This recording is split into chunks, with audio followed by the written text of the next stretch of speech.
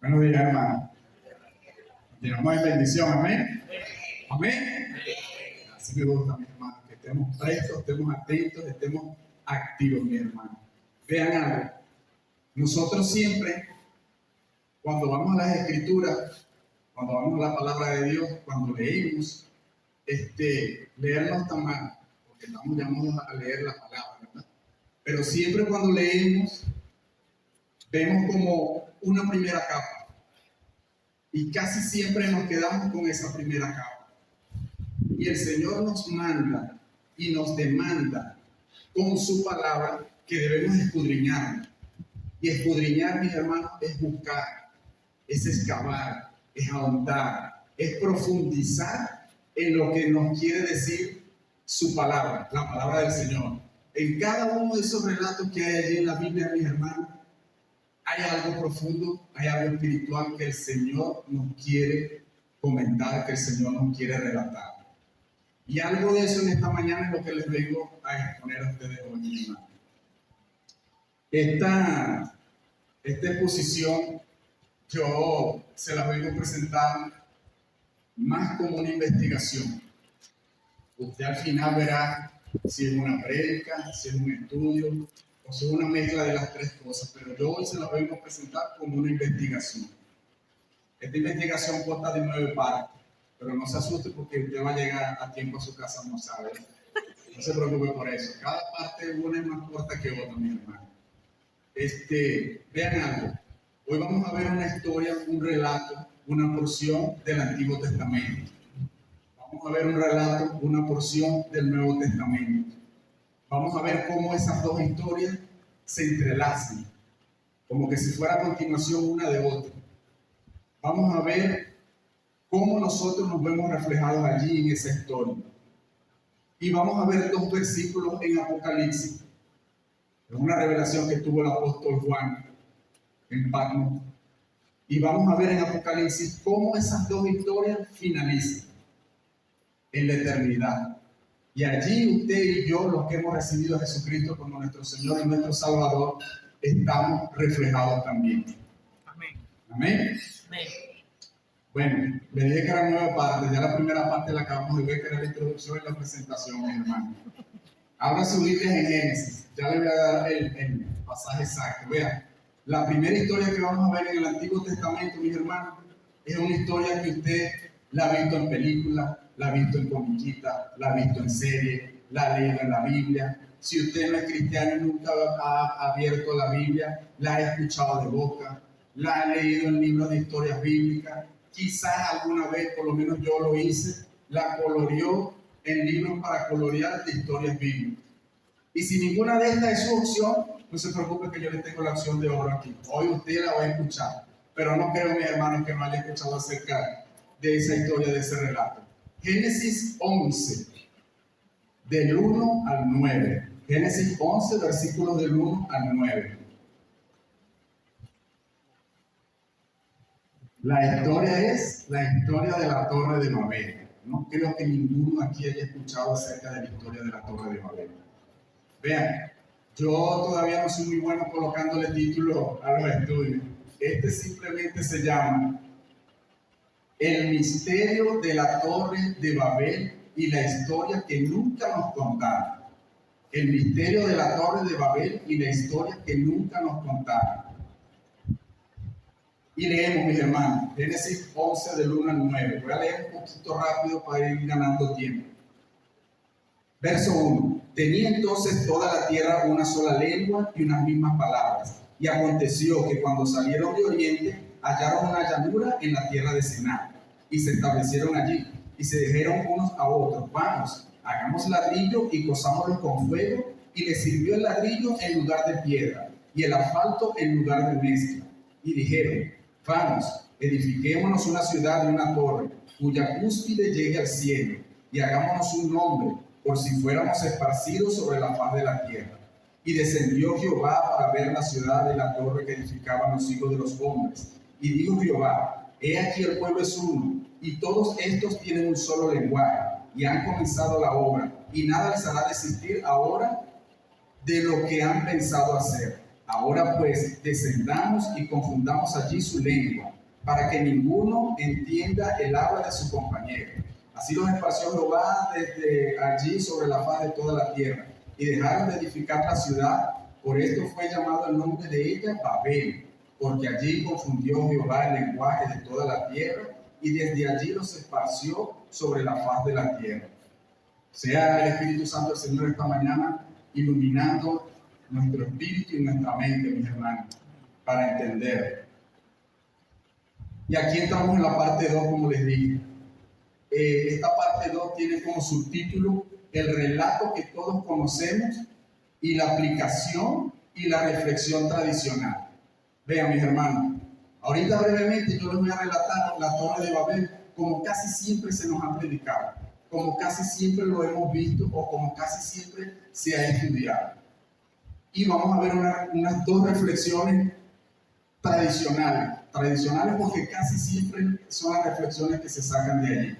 Vean, en el versículo 1 dice que la humanidad tenía una sola lengua, que todos se comunicaban de una sola forma.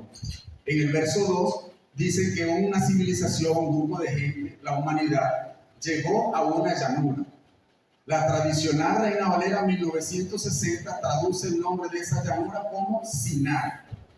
Pero las traducciones que están más apegadas, las traducciones bíblicas que están más apegadas a los textos más antiguos, traducen el nombre de esa llanura como Babilonia, la llanura de Babilonia. Y ahí vemos una cosa que siempre nos enseña, que es la desobediencia.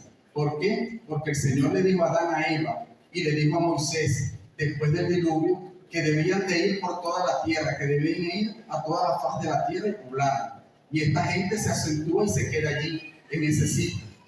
Después de esto vemos cómo la gente comienza a desechar los primeros materiales que el Señor le dio para la construcción, la roca, la mezcla, y comenzaron a fabricar ladrillos por su propia cuenta, a punta de arcilla y a punta de paja. Vemos también que con ese material construyen una gran ciudad y construyen una gran torre. De la torre siempre se nos ha dicho que la construyeron por si acaso Dios volvía a inundar la tierra. Pero si usted ve el texto, allí por ningún lado relata eso. Eso lo sacan porque la historia anterior que viene es la historia de Noé y el diluvio. Pero si tomamos eso así de la torre, que es porque Dios podía inundar la tierra nuevamente, entonces vemos la segunda cosa que siempre nos enseña, que es desconfianza. La gente no confiaba en Dios. ¿Por qué? Porque el Señor le dijo a Noé que no iba a inundar más la tierra. Y no tanto que se lo dijo, hizo un pacto con Noé referente a eso. Pero la gente desconfió de Dios, la gente desconfió de su palabra y construyeron esa torre.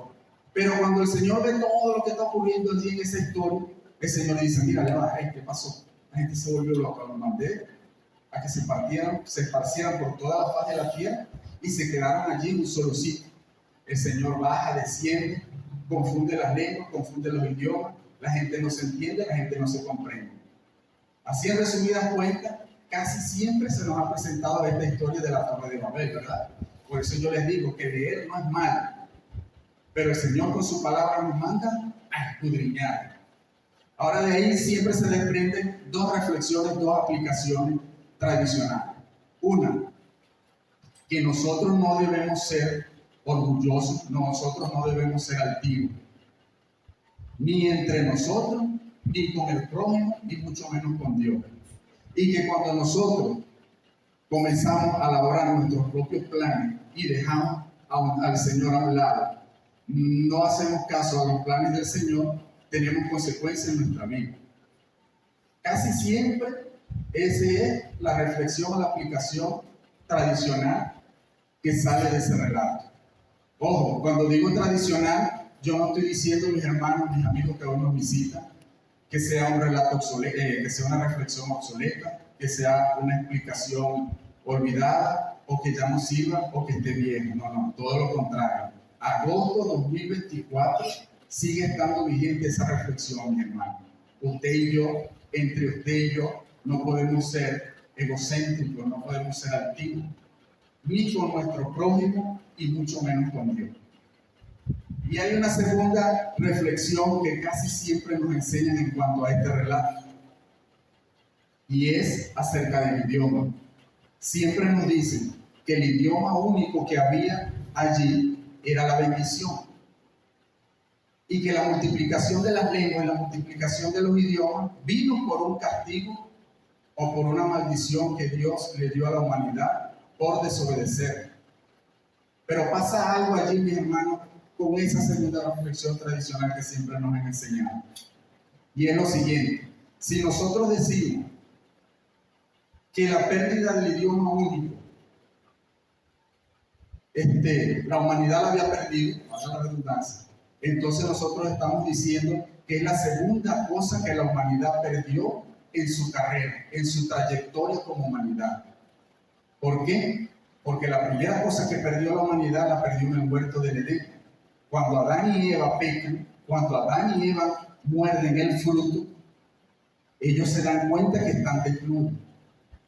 Y la humanidad lo primero que pierde es la inocencia.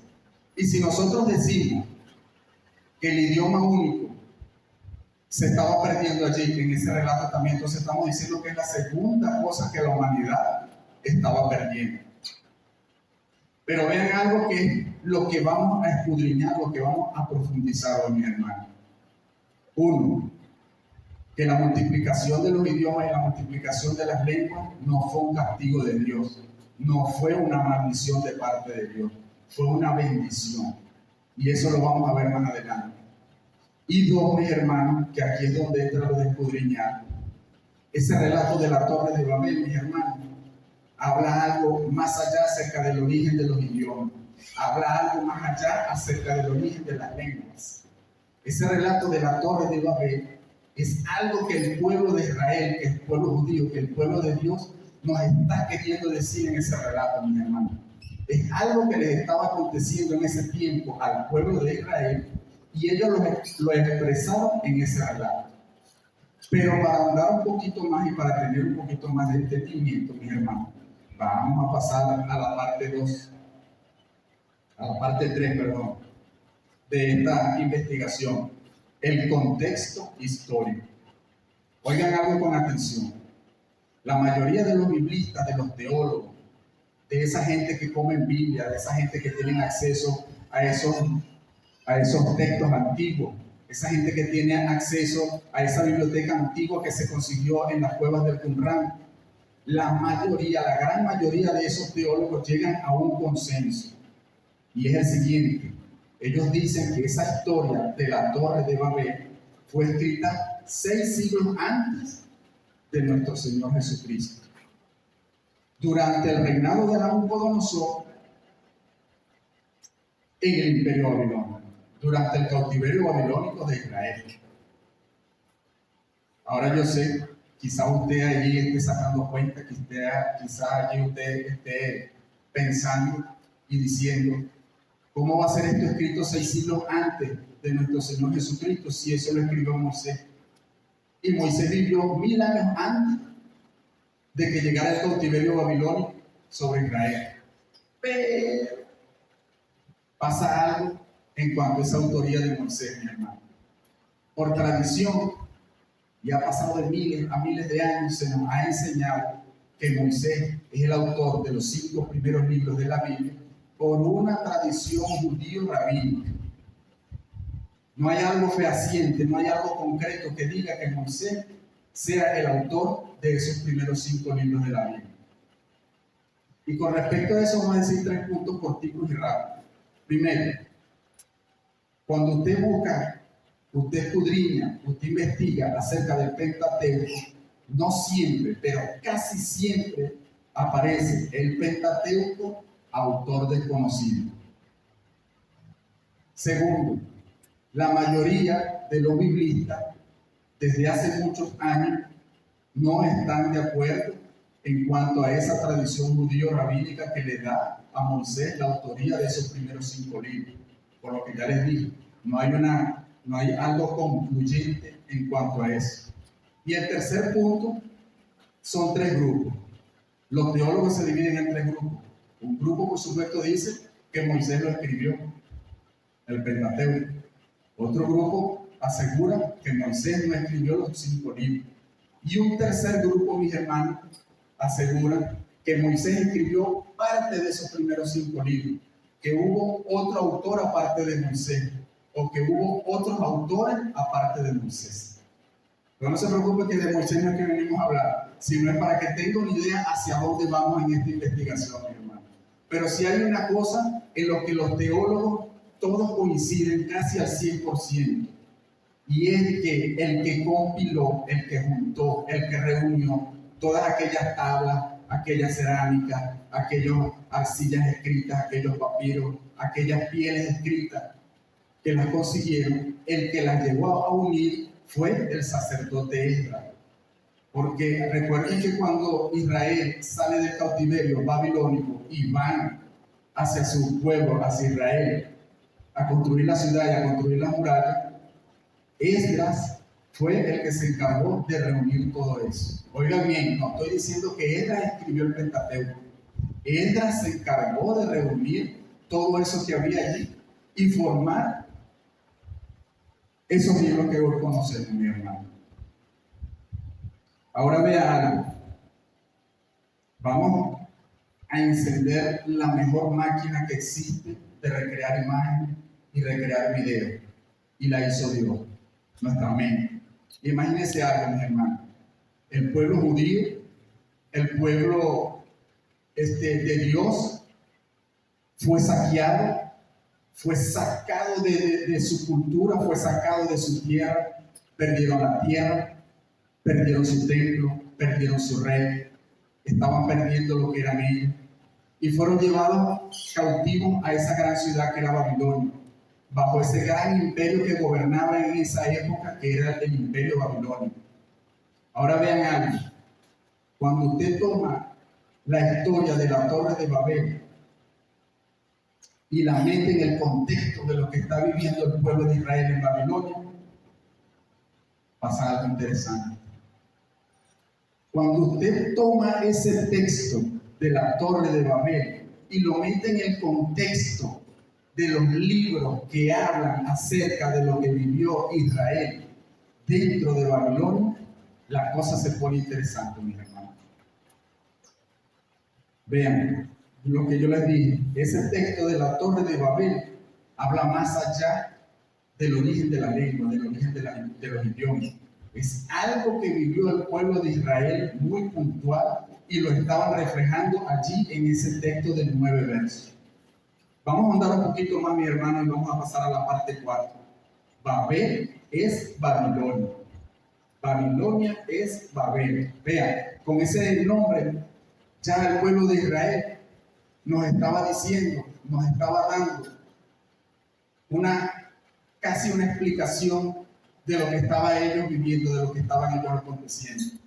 Fíjense algo, la palabra Babel en hebreo significa bla, bla, bla, bla, literalmente. Bla, bla, bla, bla, habladurías. Hay una palabra en hebreo que hace juego con Babel en cuanto al fonema, en cuanto al sonido, y es la palabra balal. Casi hablo algo, balal. Balal significa confusión, y de allí viene lo de la confusión de las lenguas. Pero hay otra cosa interesante también. El nombre original de Babilonia era Babel. Babel. Y Babel significaba puerta de los dioses. Y el nombre original de Babilonia en su medio era puerta de los dioses. O sea, en español y más claro, el pueblo de Israel solamente con el nombre de Babel y de Babilonia estaban haciendo una comparación, nos estaban diciendo ya algo solamente con el nombre, que Babel y Babilonia era lo mismo, mis hermanos, que lo que pasaba en Babel pasaba en Babilonia, lo que pasaba en Babilonia pasaba en Babel. Y eso ve más allá, mis hermanos, acerca de ese juego de palabras, acerca de Babilonia y confusión, sino que significa lo mismo. Ahora vean algo, más paguen esa máquina de imaginación, mis hermanos. El pueblo de Israel cautivo, llevado a esa gran ciudad, esa gran construcción que era Babilonia, con sus jardines colgantes, con ese ejército poderoso que representaba Babilonia en aquella época. El pobre pueblo de Israel, el pobre pueblo de Dios, sumergido allí en medio de la esclavitud, mis hermanos. Y en el medio de todo eso que estaban viviendo, en el medio de ese contexto que estaban viviendo, surge una historia. Y esa historia relata la historia de una gente que llega a una llanura que se llama Babilonia, como Babilonia. Construyen una ciudad grande, impetuosa, como Babilonia. Y de paso, construyen una torre en la historia de Babel. Ahora vean algo, que esto es historia. Esto lo puede corroborar usted donde sea.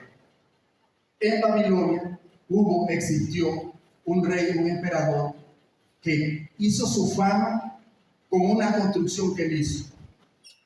Esa construcción gigantesca que él hizo se llamó el Sigurat de Marduk. Y ese rey, ese emperador que hizo su fama a costa de eso se llamó Nabopolassar. Nabopolassar no terminó de construir el Sigurat de Marduk.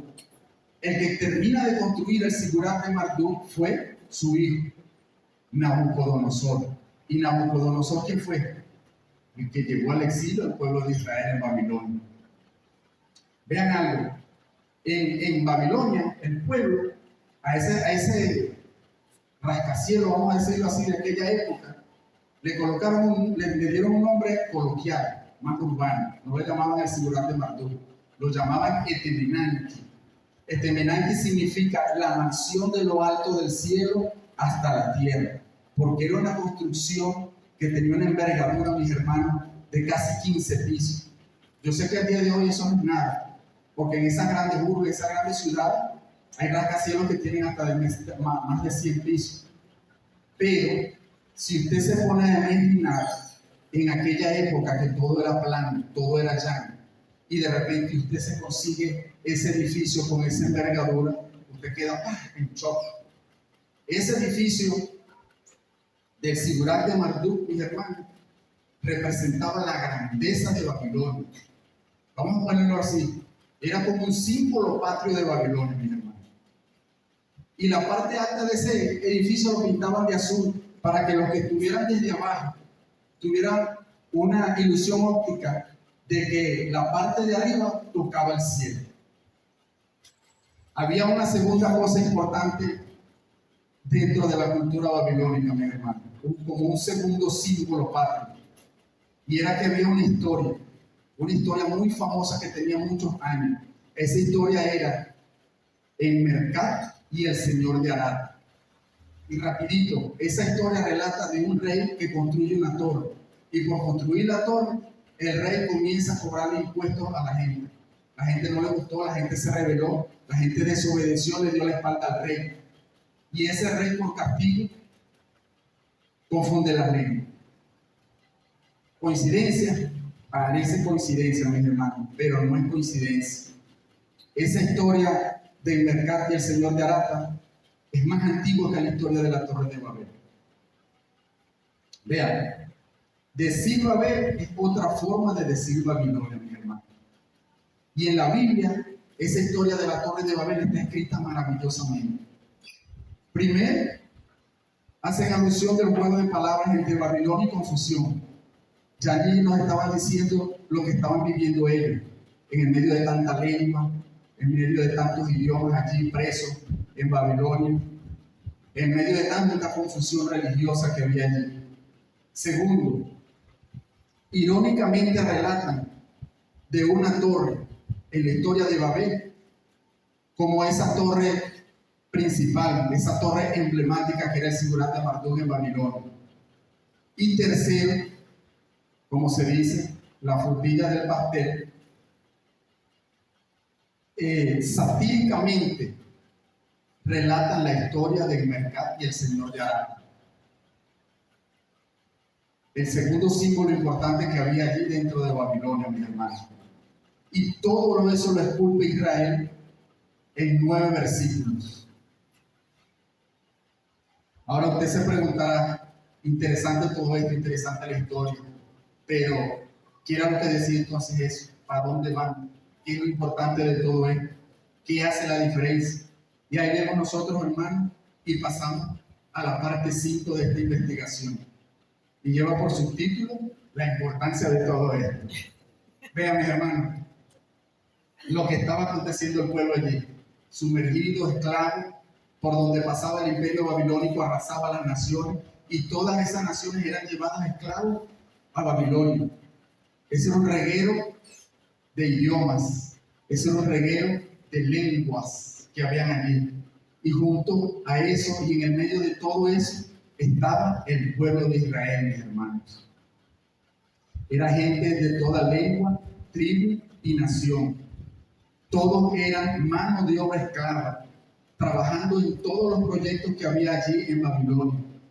Trabajaron seguramente en la construcción de ese Sigurat de Marduk. Pero había algo puntual en Babilonia, más allá de todo eso, y era que Babilonia, o en Babilonia, toda lengua, toda cultura, toda religión, toda forma de pensar debía desaparecer. En Babilonia todos tenían que ser uno, pensar como uno, pensar como pensaban ellos, adorar a los dioses que ellos adoraban. El sistema ideológico que existía allí en Babilonia era el que tenía que imperar sobre toda esa gente que estaba allí. Un ejemplo de eso lo vivió el mismo profeta Daniel. Daniel escribe en su libro, porque él vivió en Babilonia bajo el emperador Nabucodonosor. Él escribe en su libro que Nabucodonosor mandó a construir una estatua de oro, alta, grande, que todas la vieran. Y Nabucodonosor dictó una orden. Todos debían adorarlo. Cuando sonara la trompeta, cuando sonara el clarín, cuando sonara el tambor, cuando sonara la cítara, todos debían arrodillarse delante de ese estatua. Y el que no lo hiciera, iba directo al horno de fuego ardiente. Sadrach, Mesach y Abednego. ¿Se recuerdan de esa historia, verdad? Vean, hermano, en Babilonia como en Babel debían todos ser iguales. Como dice Génesis 11, todo el mundo hablaba una lengua y usaban las mismas palabras y formaban un solo pueblo. La identidad de las personas, mis hermanos, en Babilonia, incluida la fe del pueblo judío, tenía que desaparecer bajo la sombra del poder del imperio babilónico. Babilonia quería una ciudad, una lengua, una religión, una torre, para gobernarlos a todos, mis hermanos. Si usted y yo hubiéramos vivido en esa época, bajo ese yugo dictador, bajo el yugo opresor que representaba Babilonia en ese tiempo, usted y yo hubiéramos pasado muchos años como lo pasó el pueblo de Israel, sin esperanza. Usted y yo hubiéramos pasado muchos años bajo esa dictadura implacable que representaba Babilonia. Y ahí es donde entra la historia de la Torre de Babel. Cuando ven esa historia de la Torre de Babel allí, circulando por eso que estaban ellos viviendo, eso representaba para ellos una gotica de esperanza. Eso representaba para ellos una luz en medio de la oscuridad. Y usted va a decir, ¿por qué? Bueno, porque eso significa, mi hermano, que Dios no está ajeno a la historia. Dios no se desentiende de lo que su pueblo está sufriendo y está padeciendo allí. Significa también que ningún proyecto que quiera llegar al cielo y ocupar el lugar de Dios va a prosperar. Yo quisiera dar una explicación un poquito más a donde estamos nosotros, pero esto va para las redes también, mi hermano. Pero usted es inteligente, ¿verdad? Por eso es que hay que escudriñar las escrituras. Vean algo, mis hermanos. Y aquí concluimos rápidamente con la historia de la Torre de Babel. La historia de la Torre de Babel era una denuncia que estaba haciendo el pueblo de Israel en ese momento, mis hermanos. El pueblo judío, esclavo allí en Babilonia, le estaba gritando al mundo lo que ellos estaban pasando, lo que ellos estaban viviendo allí dentro de esa gran ciudad. Era otra época. Ellos no podían salir con caravanas de camellos alrededor de Babilonia, gritando.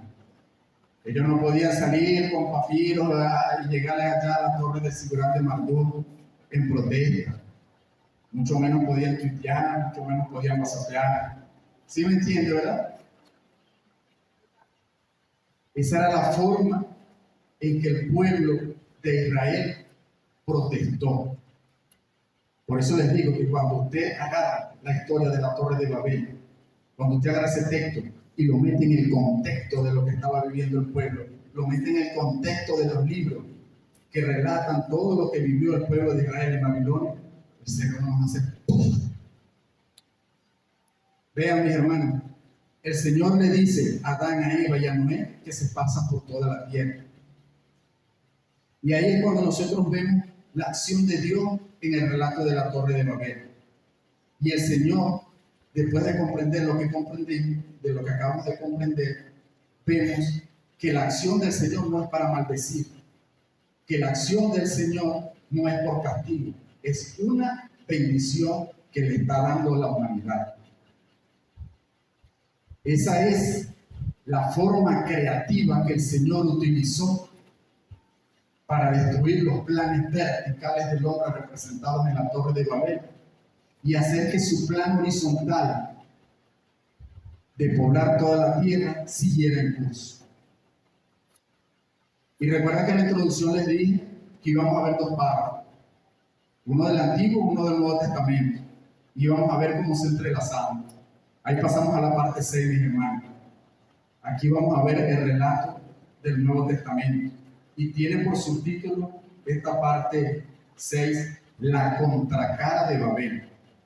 Vean algo, a la luz de lo que hemos aprendido hasta acá, a la luz de lo que hemos aprendido del relato de la historia de Babel, ahora vamos a releer la historia de Pentecostés. Vean algo, mis hermanos, si en Babel un idioma con un milagro del Señor lo multiplicó en muchos idiomas, no sé si me oyen de aquí a allá, el Señor con otro milagro en Pentecostés hizo que muchos idiomas se entendieran como uno. Hechos 2, mis hermanos, en el Nuevo Testamento. Hechos 2, la venida del Espíritu Santo. Amén. Amén. Dice el verso 1, cuando llega el día de Pentecostés, estaban todos unánimes, juntos, y de repente vino del cielo un estruendo como un viento recio que soplaba, el cual llenó toda la casa donde estaban sentados. Y se les aparecieron lenguas repartidas como de fuego, asentándose sobre cada uno de ellos. Y fueron todos llenos del Espíritu Santo y comenzaron a hablar en otras lenguas, según el Espíritu les daba que hablasen. Moraban entonces en Jerusalén judíos, varones piadosos de todas las naciones bajo el cielo. Y hecho este estruendo, se juntó la multitud y estaban confusos, porque cada uno les oía hablar de su propia lengua.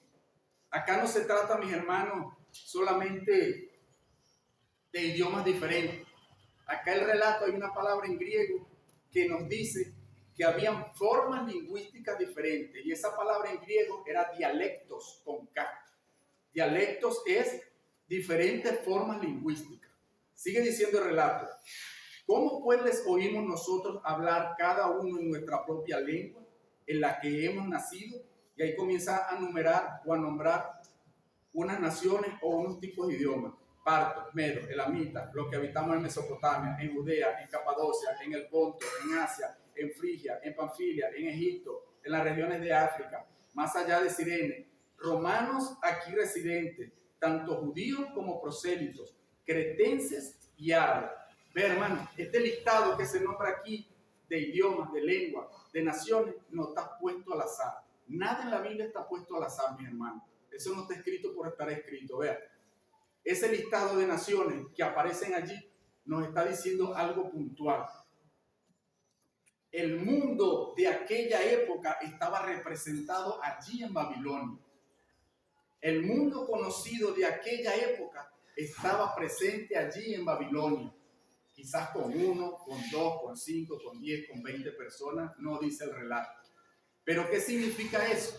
Eso significa que allí en Pentecostés literalmente todo el mundo estaba escuchando hablar de Jesucristo. Todo el mundo estaba escuchando hablar de las buenas nuevas de salvación de Jesús, el perdón, la muerte en la cruz, la resurrección, la ascensión, la vida eterna. Y cada uno lo estaba escuchando hablar en su propio idioma, en su propia lengua. Vean algo, mis hermanos. Dice el pasaje: les oímos hablar en nuestras lenguas las maravillas de Dios. Vean, mi hermano, Pentecostés es como una ironía preciosa. Es como la contracara de Babel. Y usted dirá, ¿por qué? Porque aunque lo que ocurrió en Babel, la multiplicación de los idiomas, fue una bendición de parte de Dios, como ya vimos, allí en Babel quedó algo pendiente, mis hermanos. Y era que la gente no se podía entender. La gente no podía comunicarse. Y esto va más allá del problema de los idiomas, va más allá del problema lingüístico, mis hermanos. Se trata de la comunicación humana, el entendernos entre nosotros mismos, mis hermanos. Porque vean, aunque usted y yo a veces no nos podemos entender, aunque usted y yo hablamos español, castellano, no nos podemos comprender. Allí en Pentecostés viene a resolverse ese problema, mis hermanos. Y vamos a ver eso con un pequeñito cuadro comparativo de 4 puntos rapiditos entre Babel y Pentecostés. Vean esto. El primer punto comparativo: la gente estaba confundida.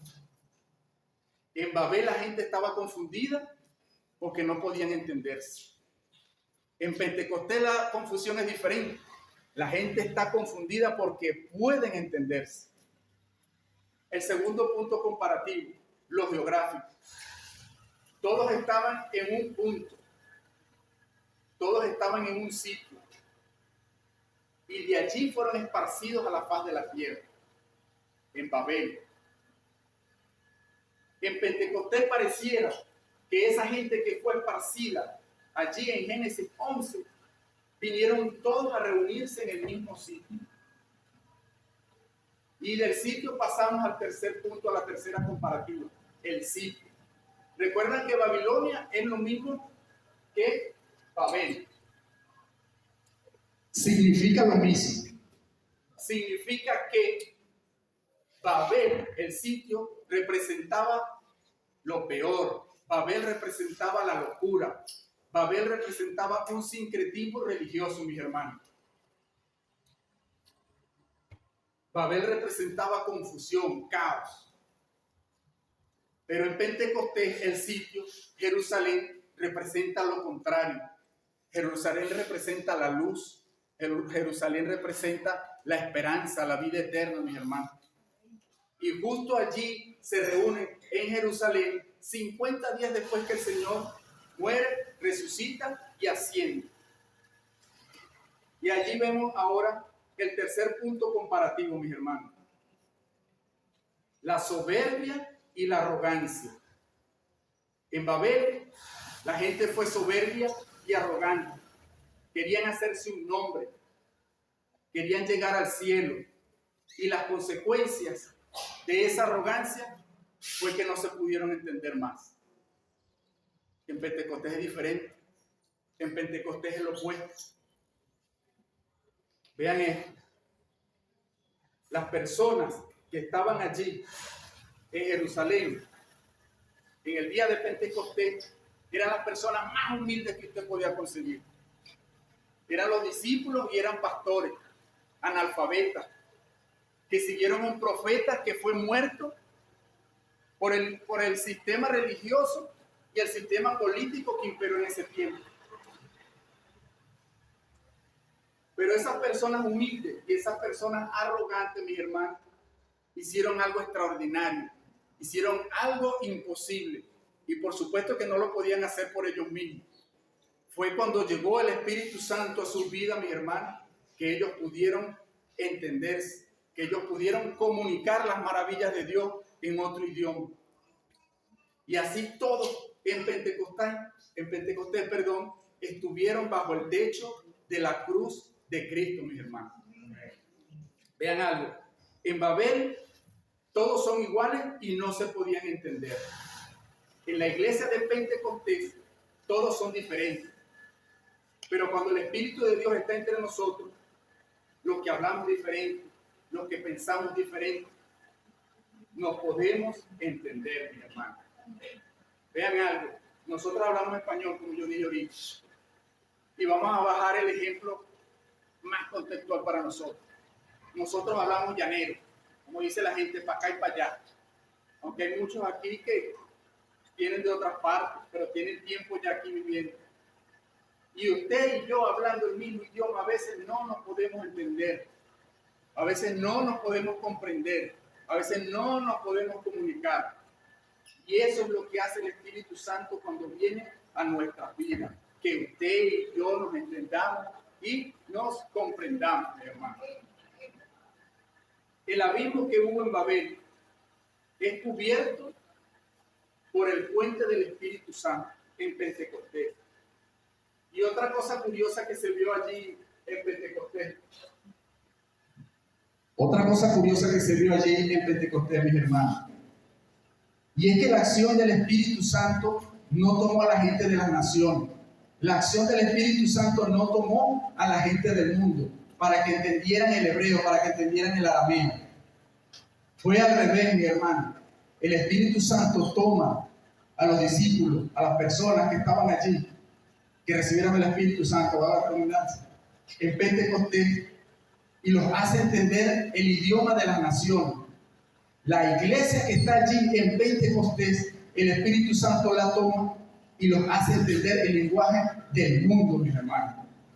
Vean algo, la lección de Pentecostés es clara. A la iglesia le corresponde, mis hermanos, asumir todas las lenguas y las culturas. No se trata solamente de comprender su lenguaje, sino de hablarles a ellos en su propia lengua. Y ahora vamos a ver, mis hermanos, cómo estas dos historias de Babel y Pentecostés tienen su culminación en Apocalipsis. 2 versículos cortos. Y pasamos a la parte 7 de esta investigación. El final de la historia. Vean, lo que la iglesia experimentó en Jerusalén, mis hermanos, en el día de Pentecostés, no fue un hecho aislado. Es lo que debería ser o lo que debería ser el modelo del Espíritu Santo en nuestras vidas. Eso fue lo que se experimentó en Pentecostés, mis hermanos. Cómo el Espíritu Santo debería actuar en nosotros para que nosotros en unidad comencemos a actuar mejor. Apocalipsis 7. Y con esto cerramos las dos historias de Babel y de Pentecostés. Apocalipsis 7. Y allí vamos a ver, mis hermanos, cómo el apóstol Juan tiene una visión de cómo culminan esas dos historias, de Babel y de Pentecostés.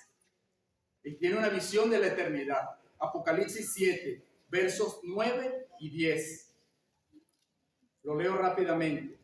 Después de esto miré, y he aquí una gran multitud, la cual nadie podía contar, de todas naciones y tribus y pueblos y lenguas, que estaban delante del trono en la presencia del Cordero, vestidos de ropas blancas y con palmas en las manos, y clamaban a gran voz diciendo: la salvación pertenece a nuestro Dios, que está sentado en el trono y al Cordero. Hermano, esa es una imagen profética que tuvo allí el apóstol Juan cuando estuvo prisionero, mis hermanos.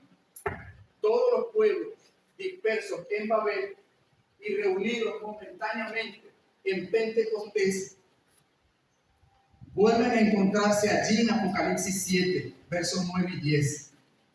Por eso le digo que las dos historias iban a culminar en dos versos en Apocalipsis. Y allí en Apocalipsis, en esos dos versículos, mi hermano, vemos a una iglesia compuesta de gente de toda tribu, lengua y nación. Y todos cantaban al que está sentado en el trono, al Eterno.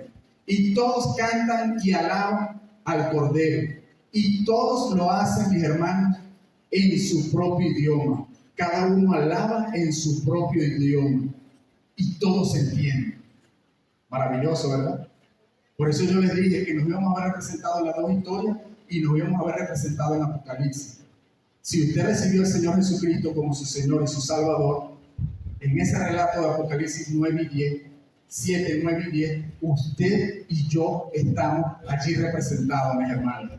Es un futuro que les digo, no está muy lejano.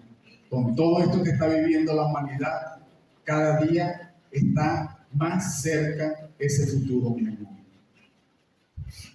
Y así concluyen las dos historias en esa visión que tiene el apóstol Juan en Apocalipsis, de la iglesia de Cristo en la eternidad. Pero como toda investigación tiene su conclusión, pasamos a la parte 8, mi hermano. Las conclusiones. 3 pequeñas conclusiones. Vean, la primera conclusión. Para reconciliarnos, Cristo no borra nuestras diferencias. Para reconciliarnos, Cristo no borra quiénes somos. El Señor no borra nuestro idioma, el Señor no borra nuestra cultura. Dice la Biblia que Jesucristo vino para borrar las manchas y los pecados de la humanidad. Esto quiere decir que la persona que se convierte en Irak, en Estados Unidos, en Finlandia, en las Islas Togo, en Hawái, en Camatagua, en Mahahuana, en cualquier parte del mundo, el Señor borra su pecado, pero el Señor no quita su cultura y no quita su idioma. Eso que se vivió en Pentecostés en un momento, en Apocalipsis, es una fiesta eterna, mi hermano. Allí en Apocalipsis 7, versos 9 y 10. Es una fiesta eterna porque es la novia compartiendo con el novio, mi hermano. Y vemos a la novia que viene ataviada, vemos a la novia que viene adornada por todas las cosas que recolectó en la historia, por todas las cosas que le aconteció a la humanidad. Es una novia ataviada, vestida de todas esas culturas. Es una novia, es una iglesia de toda lengua, tribu y nación. Conclusión número 2. Hay dos maneras de buscar la unidad. La de Babel o la de Pentecostés. La de Dios o la del hombre. Para nosotros estar juntos en Babel, tenemos que hablar todos de la misma forma y construir todos la misma torre. Pero en la unidad de Dios, en la unidad de Pentecostés, es diferente, mis hermanos.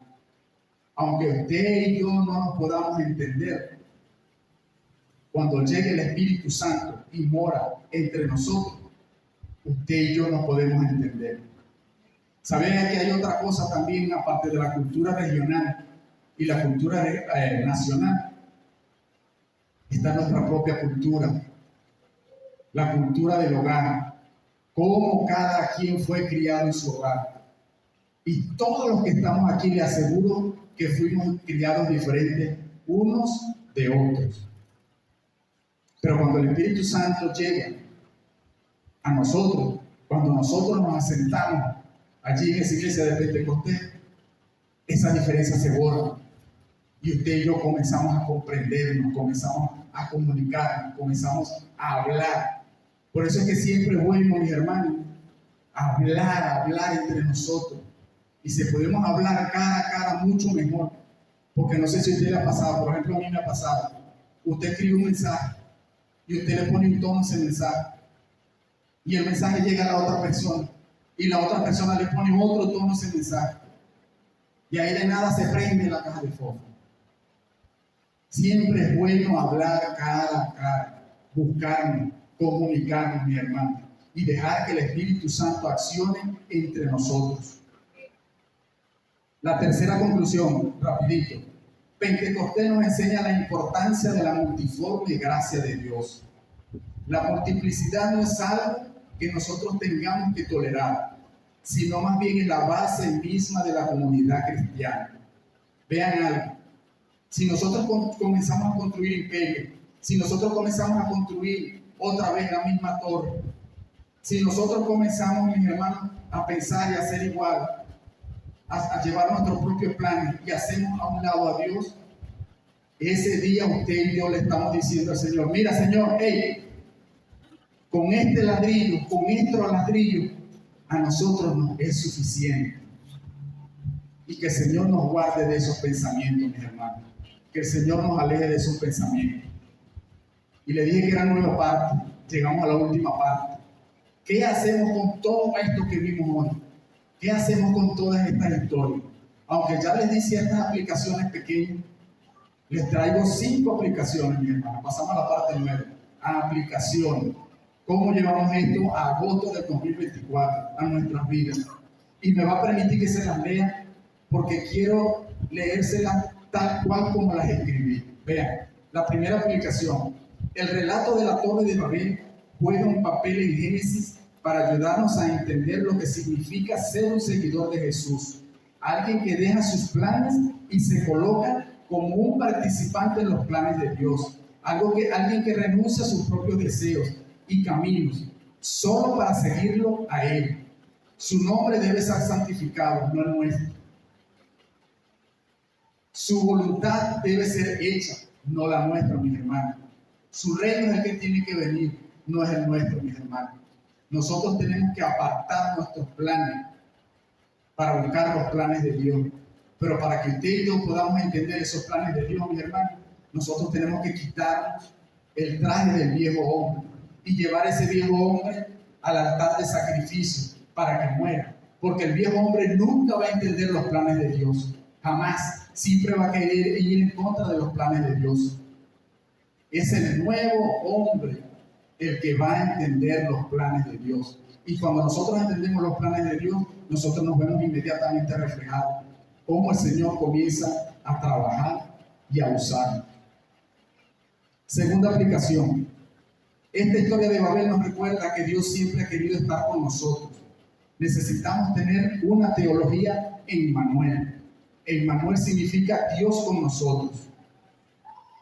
Emmanuel es más allá que esa bonita historia de Navidad que siempre nos han dicho, mis hermanos. Los planes y propósitos de Dios siempre han sido estar en relación y morar entre las personas que Él creó. Cuando ve que nuestros planes nos tienden a alejarnos de Él, toma acciones en nuestra vida para enrumbar nuestro camino hacia sus planes, que no es más que estar a su lado. Cuando usted y yo creamos algo, nos formamos una idea, queremos hacer algo, y nosotros vemos que ese algo se nos trunca, se cae, toma otra dirección, se desvía, es porque el Señor nos está llamando la atención, el Señor nos está trayendo otra vez hacia Él, el Señor nos está arrastrando otra vez hacia Él. El Señor quiere ser Emmanuel con nosotros, Señor, hermano. Dios quiere estar con nosotros. Para eso usted y yo fuimos creados, para compartir con Dios. Bueno, y eso no lo vamos a conseguir sin la aplicación número 1. Si no nos quitamos el traje del antiguo hombre, no dejamos que el nuevo hombre nazca, crezca, se desarrolle, no podemos estar en comunión con el Señor.